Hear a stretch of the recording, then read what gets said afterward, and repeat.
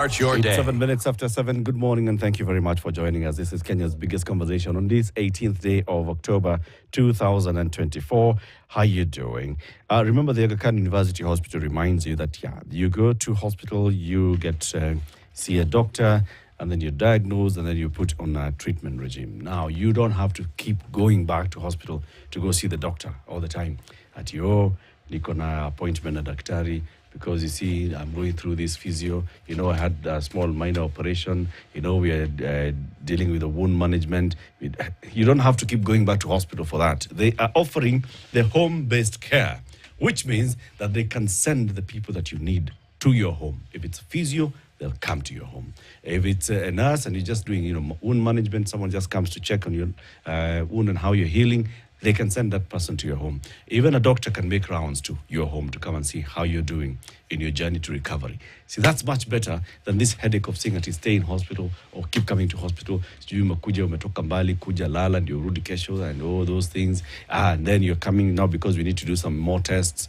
So come, spend the night here so that tomorrow morning you'll be very okay. You'll not have eaten. We're controlling your sugar so that you can draw the blood, and they can send even that, a mobile lab unit, to your home to take the samples, take them to the lab, and then the results will be uploaded on your portal. They'll be sent to you on email. When the doctor comes, there's your results.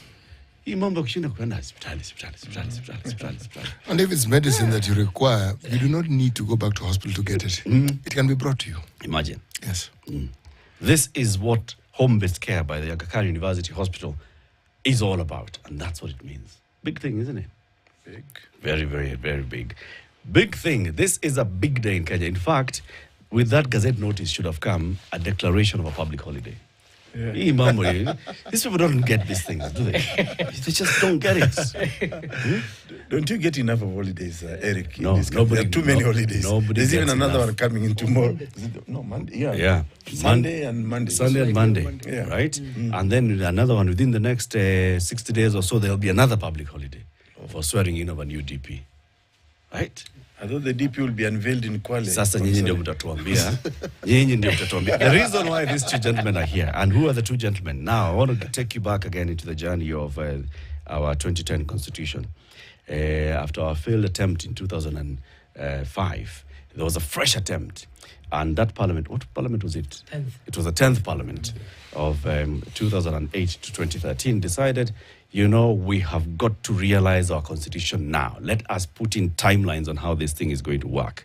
Let us set up a committee whose focus will solely be on delivering a constitution. It was called the Parliamentary Select Committee on Constitution Review. It had several members, and the chairman was the then MP for Mandera North, Abdikadir Mohammed. They sat down.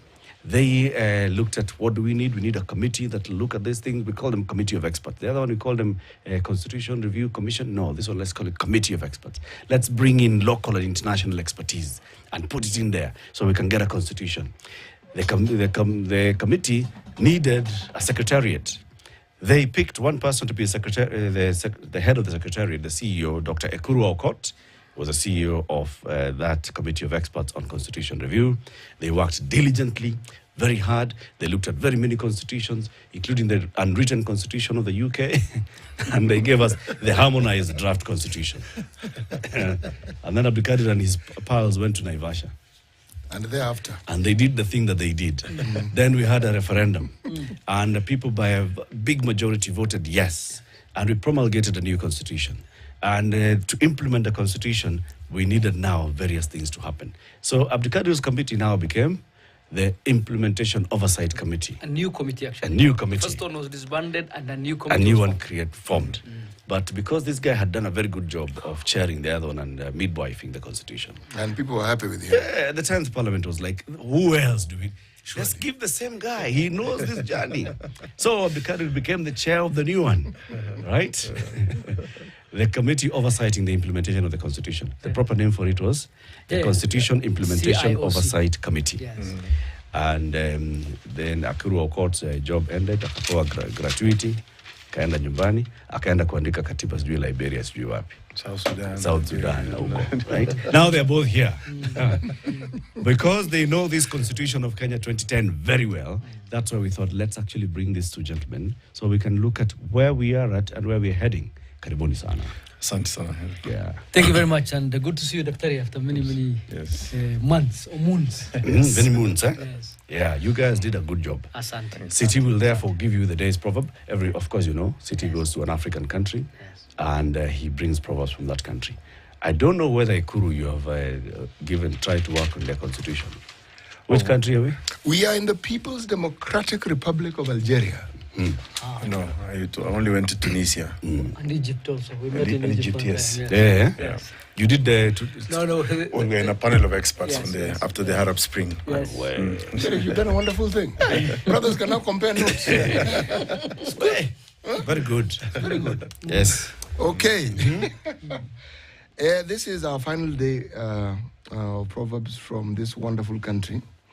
A country that is bordered by Tunisia, Libya, Niger, Mali, Western Sahara, Morocco, the Mediterranean Sea.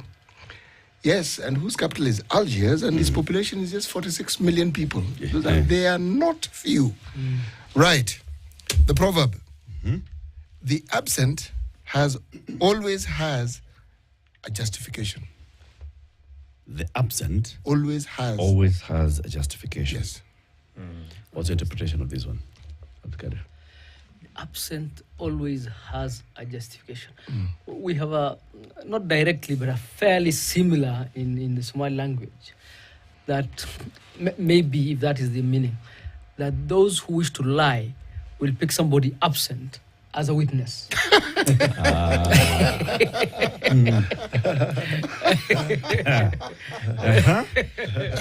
So probably... say it in Somali. Then no.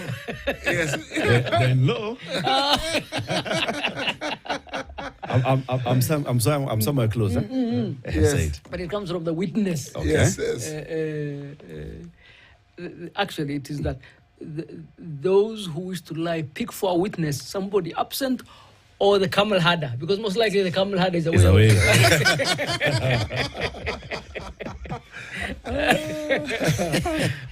Safi. Ekuru, what's yours? So absent as a justification. Yes. The absent always. The absent always has a justification. Yes. I think, for me, I'll put it very simply. There is a reason why we do things or we do not do things. Just like there's a reason why Gachagua has been impeached. Or there was a hospital visit. Exactly. Yes. That's a nice one. There is a reason. There's a reason why Gachagua has been impeached. Yeah. Or why he was absent in the Senate. What? Tell me, Dr. Okot, in the Constitution as it is written now, in the spirit and letter of the Constitution, why was a presidential candidate forced to join in the hip with a running mate? Yeah, I think, first of all, I think it was about the importance of the presidency itself, the importance of that office. And let me take you back, Kenyans, to Article 139, if I'm not wrong. See, Article 139 of the Constitution, this is death before assuming office. That's the importance they placed in the presidency. And because it was about also succession planning, so that we don't have to have a by-election when a president dies. Or, you remember, we came back from the era of Khan where Moi will just pick anybody and will fire them willy-nilly as he wishes. And I think that was very disruptive. And I think we wanted an elegant system process where there is succession. So you are all actually qualified to be president. And Article 139 is very clear. For example, should the president die, election is cancelled. That is the premium we are putting on the president. The candidate. A candidate. Yeah. Even before, even the deputy president. Even the deputy president, when he dies before we go into election, again, the election is actually cancelled. So the obligation was placed on the person wanting to be president. Pick somebody who is your equivalent, like first among equals. Pick somebody who is equal, who can help you. And if you look at the provisions of Article, I think 147, that says about that the deputy president shall be the principal assistant and shall deputize the president. In other words, actually, is a president in waiting. So we do not want this thing of by-election. And election in Kenya is very costly. I'm sure if you bring an IBC person here to crack for you the figures, I mean, for an economy such as ours, we thought, why can't we, just have an elegant, presidency going forward, so that should the president be impeached, for example, on the grounds be impeached or removed on the grounds of incapacity, as Article 140 or 144, I think, prescribes, then I think there will be a successor who is equally fast like him. Yeah. Something I didn't understand. When you said, referring to the death of either the president or the deputy. Before election. The candidates. Before election. an election. Before assuming office. Before assuming office. Did I hear you to be saying that then that process is nullified? Yes, it's cancelled. We go back to the drawing We board. go back to the drawing board. Article 139 of the Constitution. That's how much premium we have placed on the presidency. So that even when we must remove a president or a deputy president, we must think twice. And so that you don't go shooting around your opponent, assuming we're only two, I have sorted you out, I'm then going to go have an easy ride becoming a president. So even for you who is malicious, who's thinking that Abdikadir is my competitor, let me abduct him. You cannot. You cannot do can't that. And that's why the state will provide security for both the president and the deputy president during electionary time. So long as you've been cleared. As soon as you're nominated by ABC. By ABC. Right. Then already the security apparatus kicks in to protect you. Because we cannot afford to nullify an election. Right. So then after an election of the Kadir, and those two assume office, the president and the deputy president, right? So then there's the provision now that's given on how they work. And if there's any need to create vacancy in that office, well, not need. If a vacancy were to occur in that office, there are several ways. One, they can resign. Two. Yeah, so just, first of all, just like the Chief Justice and Deputy Chief Justice, the President and the Deputy President, the processes are almost a mirror, removing a president, the qualification, or they are a mirror of, because as Dr. said, you are essentially a president in waiting. So they can resign, they could die, human beings, they could live by way of incapacity. And there is a procedure for doing that. So for example, many thought the current president of the US isn't fit to hold that office. Typically what happens is they have a procedure under their constitution. We have a procedure under our constitution where if that was the case, there is a process by which you can now confirm that this has happened, and they are very clear. And the key, the star actor then is the Chief Justice setting up a tribunal. And then you could be impeached. You could be impeached, where now the forum is the political, is the political. Actually, let me arena. Yeah, the political arena. But let me just backtrack a little bit. You said elected, right? Yes. So when you are elected, the first way you can be is an election petition. So you could immediately after your election be told, okay, you are elected, but you are not validly elected. So that's the first. The second is you could resign a week later and say, it's not the way. It's 2017.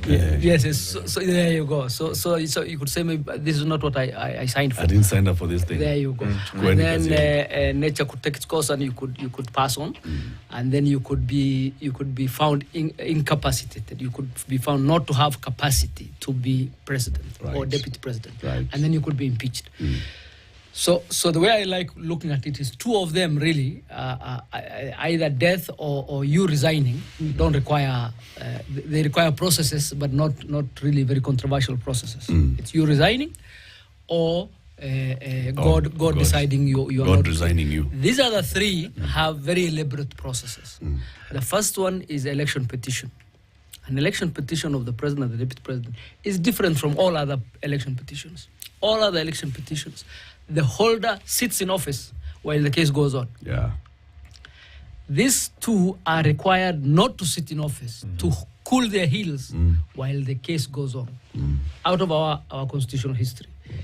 The second is the specific court handling this is specified.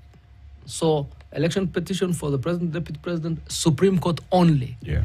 So those who say, for example, that the High Court has unlimited jurisdiction, the Constitution says this one, none of your business, Mr. High Court. This is the business of the Supreme Court. Only. Why, in my opinion? So that you have limited time. Remember, the president is sitting out. Yeah. He or she is not doing the job.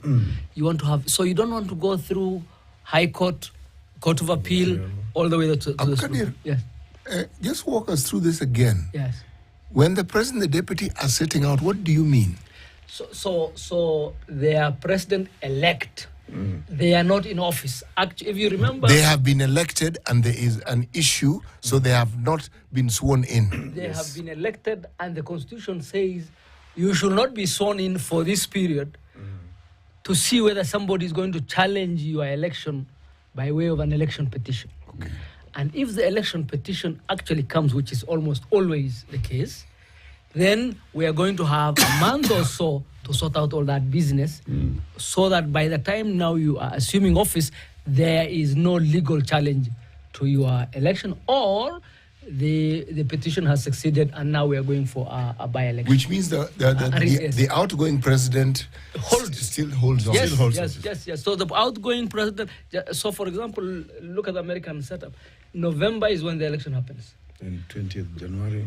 January is when the president is sworn. That period, we have a similar period. Ours is about a month. So the former president holds office. And by the way, there are certain things he or she can't do in that period. In the period when he or she is holding over, there are certain powers Powers are denied. removed. They are denied because their term is extended. But let's go to the earlier process. Right. The reason I'm going to the details is because some people think tulibahatisha, hatukubahatisha. So my view is the lawyers who feel that the current impeachment process needs to then be subjected to a very long court process assume that, okay, we stated this is the impeachment process. Nowhere in that article is there a reference to court or the High Court or the Supreme Court. And the lawyers who go to that then say, look, you need to now go to the chapter on the judiciary and the chapter on the plenary powers of the High Court, which are unlimited. And it's true. The High Court has unlimited jurisdiction, prima facie. And say now, then we need to subject the impeachment process to a very long court process, starting with an ex parte hearing by one judge, like happened with the president for the governors, with the current governor for Meru, where a single judge ex parte gives a stay order, and then all the way to the appeals process, you go through the High Court, you go through the Court of Appeal, you go through the Supreme Court. And for the Wambora case, that took 4 years. That took 4 years, and by the time the process was done, Wambora had served his term. And the interesting bit was, at the High Court said he was not properly impeached. He was not properly impeached. And not only was he not properly impeached there, but because they had given an interim order while the process was at the county assembly, that the county assembly speaker, having disregarded the order, was guilty of contempt. Right. And the Court of Appeal agreed with the High Court. But the Supreme Court, rightly in my view, said he was properly impeached and he should not have been holding office. Now, why I come to this long process is, if we were to subject, in my opinion, and that now is not the very popular view right now, because of our politics and because of the unpopularity of Parliament, that is not a very popular view. And because most lawyers naturally are inclined towards giving people the right to hearing, the entire elaborate processes under our court processes. I'm a lawyer. I definitely understand that. I absolutely agree that our current parliament is bure kabisa. In fact, as Kibaki would say, bloody bure kabisa. But think about it. If you were to subject, not a deputy, but or a governor, but if you were to subject a presidential impeachment to a court process after the impeachment, right? How does it start? You must have 1/3 of the members of the the National Assembly agreeing to start. Just turning that key. Yes. You require a third of the third of members the of Parliament. MPs. Then you need to have 2/3 agree with you after the process. Yeah. And then don't stop there, go to the other house, go to the other chamber. And then you have a process, and after that 2/3 agree Two-thirds with you. agree. Now after all that, go to a single judge in the High Court, and then go through the High Court process, very slow, go to the Court of Appeal. My view is, practically speaking, you will have neutered impeachment, number one. Right. Number two, impeachment is an oversight mechanism by the political arm. So, for example, we want our parliamentarians or our parliament to hold executive officials accountable. How does it do that? The most potent weapon they have is the impeachment weapon. The ability to fire a minister or a president. It's a very powerful. If we completely remove that, practically speaking now, their ability to actually implement oversight will be. Right now, that's not very popular because of politics Because involved. of the nature of current situation. Okay. So, Ekuru, do you agree with that? Do you agree with what the senior counsel is saying? I mean, that impeachment is and therefore should purely be left to the two chambers of Parliament? Yes and no. Because as he rightfully said, that we have got a Bure Kabisa parliament today, and even members of the parliament themselves, many of them have confessed that actually this is the worst parliament we ever had. For example, the reason I do not agree entirely with Abdikadir is that if you look at, for example, the key witness, Mwengi Mutuse, the man who, I mean, allegedly is a lawyer. He said he's a lawyer. Allegedly, Okay, he said he's a lawyer. Fine. But he was asked these questions, not just me. He was asked this question directly. That as a lawyer, you know, there are certain things as a lawyer we expect of you. Yeah. You see, this is a man who brought charges against the Deputy President, Rigathi Gachagua. Yeah. But he could not substantiate. He kept on saying, we, I believe, it appears so. You know, this is a person who could not even, you know, articulate. He did not provide any evidence, for example. And some of the members of Senate actually asked very tough questions, which were not answered. So for me, the question really is, was that really a fair trial for Rigiji? Yeah, and that's why there is a window of opportunity for him to say no. The way I was misread, for example, let's look at Article 145, Sub-Article 5, Okay. which says that he shall present himself, he must appear, shall, and be represented. Now, So this is both. it's both, because, you see, regarding, nobody chooses when to fall sick. Yeah. You can have a heart attack now, you can faint, or whatever the case may be. But the Constitution, the wording in the Constitution, even before we go to the spirit, is that you must afford this man an opportunity to defend himself. Okay. Just the same way Mutuze came and gave evidence. Yeah. And there was a window. I know there's a 10-day period, which was lapsing on Saturday. And because the importance of this office, we could even sit on Sunday if need be, or even that Saturday, as Speaker Kingi had actually suggested that there is an option for us to sit on Saturday. And then hopefully this the accused person can actually come before court, because that already is an infringement of Article 50 of the Constitution to fair hearing. Okay, so now, when you look at the totality of what was happening, let's go back to the National Assembly. You have parliamentarians who said, you know, we signed this impeachment on the promise that one of our own will be appointed a deputy president. And they were referring to Kindiki Kithure. This is the MP for Imenti Central. Now, you want to tell me, really, did that man interrogate the charge sheet against Rigathi Gachagua? He never interrogated at all. He never put his mind into saying, okay, this allegation of undermining, for example, the president, this charge of undermining the president, did the supervisor, like Justice Elisha Ongoya, Advocate Elisha Ongoya, rightfully asked him, did the supervisor complain that I'm being undermined? There was no affidavit from President Ruto that my deputy is actually undermining me. It's a factor of evidence. Okay. Yeah. But in the Constitution, that's what we said in our topic today. Yeah. It's the spirit And the letter. and the letter of the Constitution. In the spirit and letter of our Constitution, does it expect that the National Assembly and the Senate will actually do their job? right? Absolutely. Such that when Mwenge Mutuse, for example, comes up with his motion and is seeking support, that the 1/3 members of the National Assembly who append their signature will have looked at the charges. They'll have interrogated the judge and said, yes, I think we have something here that I support this. That's expectation, right? Second expectation is that in the hearings in the National Assembly, right, that the members of the National Assembly who then vote on that motion will be voting after having interrogated the charges brought before. That's the expectation, spirit. In the Senate, where the hearing then takes place, where the trial takes place, the expectation is that even the examination and cross-examination of the witnesses who come there, the senators will be looking at it and looking at not politics, but looking at what's just and what's not just.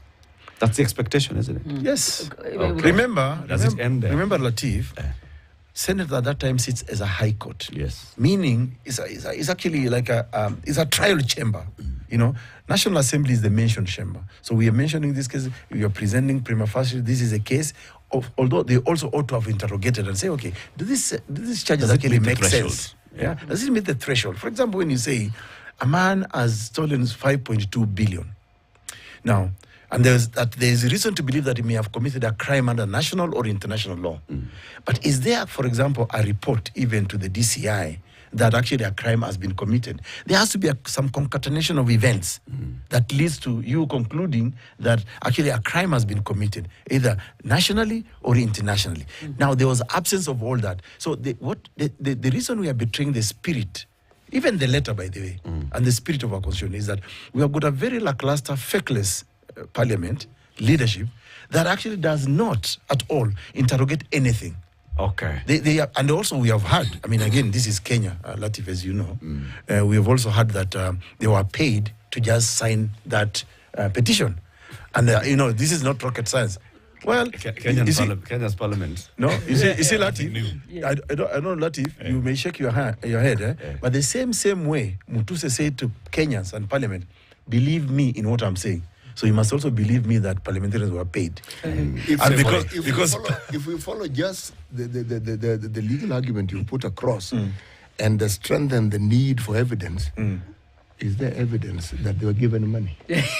Well, is there evidence? Is there evidence that he was undermining? Yes, and you're a lawyer. Yes, I am a lawyer. Yes. I'm a lawyer, and I do a lot of litigation these days. So I cannot go to court if I cannot substantiate.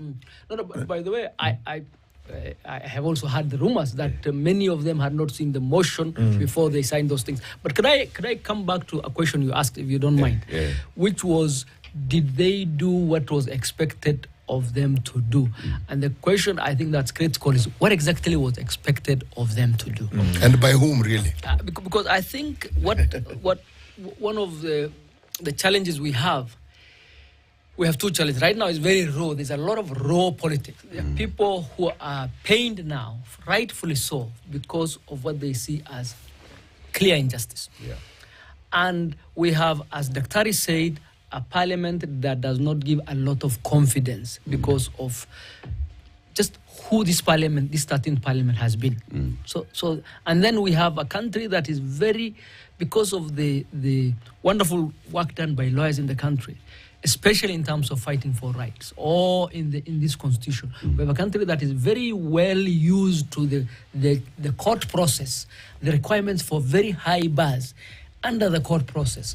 So these things, in my opinion, color our expectation of what was going to happen in Parliament. Look, Parliament is made up of politicians, not renowned jurists. Number two, the main currency in Parliament is politics. True, politics and law have a lot of relationships. In fact, they say law is the son or daughter of politics because Parliament is where those laws are made. But think about it this way: there are crimes that were charged yesterday, and one or two of them was actually upheld. Yep. Is anybody going to be fined? No. Is anybody going to prison? No. Will anybody go out later and say, I can't be tried for this case because I have already been tried in another? No. So these are different systems. So unfortunately, we are holding the standard of one system, which is a very high standard, our court process, to another system which is a different system. Was there a ruling or a judgment delivered yesterday? No, it was a vote. So if today you wanted the judgment of yesterday's case, there's no judgment. It's just people voted, and in the old days, it was actually by acclamation unless somebody asked for a division. So I think the key thing, and let me again try and confirm. Look, we have a lot of politics involved. We have a lot of unfair action going on. But if we were to look at the design of our constitution, and our constitution is not designed specifically for this particular moment in terms of the deputy president or a president or a governor, it is supposed to be for posterity. So think about it this way. 20 years down the line, if you had a president who was obviously unfit to run in terms of how, and you had a very good parliament, not the 30th parliament, you had a very good parliament. And that parliament did everything by the book. They rightfully impeached that president. Rightfully impeached that president. And then that president went to their local court in their county to one judge and got that stopped. Now you have a president who has been impeached, who is in office, and not the deputy president, and not impeached and out, but actually in office. You have a very unstable political system. But set up. Yes. And then it will go through, the entire process. So let me remind you something. In I think 1997, when Matiba challenged Moi an election petition, he was told, serve him in person. What did that lead to? Changing the requirement that we are not going to use process to defeat a substance. And Prof knows very well, the Constitution has simplified the requirements for a lot of process. Most lawyers almost all lawyers will agree that even if they think the court should get involved, the court should not sit as an appellate court over what was done, or actually as even the trial court of what was done. The court should look at the constitutionality of the process, the fairness of the process, ABCD. So most lawyers look at it from an interference to check the process. Okay. Now, if we were to use process from the High Court all the way to the Supreme Court to deny the country a very critical tool of accountability, because the current parliament is unpopular, or because the current parliament, Mheshimiwa, has done a bad job in prosecuting this case, we are doing injustice to our constitutional setup. Okay. And for me, continue that. Hold on, Daktari. Let's take a break. It's 20 minutes to 8. This conversation continues. We will be here into the next hour as well.